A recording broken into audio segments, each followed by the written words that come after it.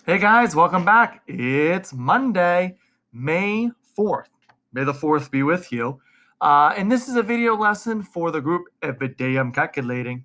I hope you guys had a nice weekend. You got some sunshine. We were able to get outside. We're back at it. Okay, another week of online instruction. Um, we are going to not only be working on our math skills, but also you have a STEM fair project that is due this Thursday. Now, because of that, because your STEM fair is due this Thursday, you do not have any IXL lessons this week, and you do not have a problem with a week due this week. And the reason why is because I really want you guys to use your time wisely and be working hard on your STEM fair projects, which I know you are. So without further ado, we have a daily lesson. And then even though we don't have IXL lessons and problem of the week, you are still having daily video lessons and assignments that are due at the end of the day each day. So we left off the week last week talking about systems of equations. Systems of equations are when you have equations, such as the ones here displayed, and they're related. And we can use the relation between the equations to solve them. Okay, we talked about two methods. One was the substitution method. The other one was elimination. The substitution method, I think, looking at this problem, 2y equals 6x plus 10 and y equals 2x plus 4, I think that probably would make the most sense in this situation. Now, the elimination, if you remember, is when you try to get x to be x in one equation and a negative x in the other, and then that kind of cancels each other out or eliminates them. So I think the best for this problem would be the substitution. Now, if we remember, substitution is when we take this value for y, since we know y equals 2x plus 4, and we plug it in over here. Now, you're like, hold on, Mr. Will, that already says 2y. Yes, but we can multiply this times 2, and then we eliminate the y variable, and we're left with just x. So let me walk you through step by step to show you how to do these. What I would like you to do is, since this is the second or third day that we've been doing it, I'm hoping that these steps kind of are making more sense to you.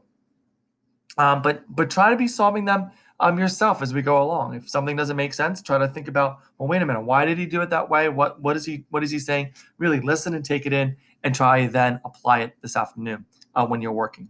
So I am taking my value for y here and I'm plugging it in this equation for y. So what I'm going to do is I'm going to rewrite that 2 times 2x, that's an x, plus 4. It's kind of funny, on Mondays, it always seems to stick a little bit more. It needs to loosen up over the weekend. Equals, and now I keep my other side of my equation, 6x plus 10. Now, what I want to do is the first step is I want to do the distributive property of multiplication. And what that means is I'm going to take this 2 and I'm going to distribute it, multiply it by 2x and multiply it by 4.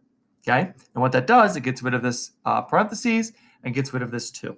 Okay, so if I do that, I get 4x because 2 times 2x would be 4x plus 2 times 4 would be 8. So now I have 4x plus 8 equals 6x plus 10. Now, the next step that I want to do is I always want to try to get my variables together. Okay, I want to get my variables on one side and my constant terms on the other. So in this case, I could go either way, but I'm going to subtract this 2x here. Subtract 6x, which if I do it to both sides, 6x minus 6x equals 0, so it cancels this out. 4x minus 6x gives me 2x. Okay. I have 2x plus 8 equals 10. Now, I have my variable on one side, but my constant terms are on both sides. So what I'm going to do is I'm going to try to get this 8 to this side of the equal sign. And in order to do that, it's like a balance, like a scale, we're going to subtract 8 by both sides, the inverse operation. So I subtract from this 8 from this side. 8 minus 8 is 0. I'm going to subtract 8 on this side. And 10 minus 8 gives me 2. So I ran out of room, sorry. So I'm going to do it over here. 2x. Ooh, big mistake. Sorry, this would be negative 2x because 4 minus 6x would be negative 2x. My bad. So that would be negative 2x equals 2. Now, what's my final step that I need to do? I want to get my variable all by itself. So what I'm going to do is I'm going to divide. I'm going to divide this side by negative 2 because negative 2 divided by negative 2 leaves us with 1 or just x. I'm going to divide this side by negative 2.